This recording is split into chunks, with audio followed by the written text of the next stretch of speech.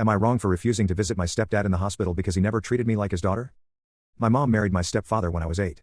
At first it wasn't too bad. I started calling him dad after a few weeks of them getting married. I drew him Father's Day cards and I always tried to put myself near him hoping he'd notice me and give me some father-daughter time. But he never really did.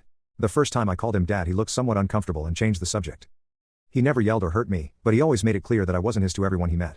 He always introduced me to his friends as the child of his wife, never his stepdaughter, not even by my name.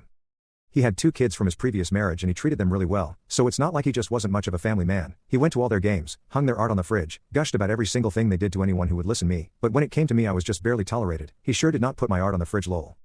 As I got older I understood it will not happen and just stopped trying and inviting him to school events. I stopped pretending that it didn't hurt me when he praised other kids and ignored my accomplishments. When I graduated he didn't even come to the graduation with my mom, didn't send me a text, nothing. I moved out as soon as I could and never looked back. Now that I'm 27 and he's in the hospital after a heart attack my mom called me crying and said he wants to see me. I was confused by this but she said he regrets how distant he was, that he didn't know how to connect. I've seen him connect with his own children. But truth be told I don't know to pretend he is my dad now when he made it very clear I wasn't his daughter for 19 years.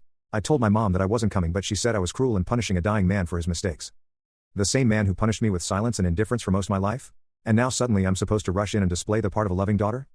My stepbrother me that one day I might regret this and maybe he is right but I spent years grieving the father I never had while he got him at every single one of his games.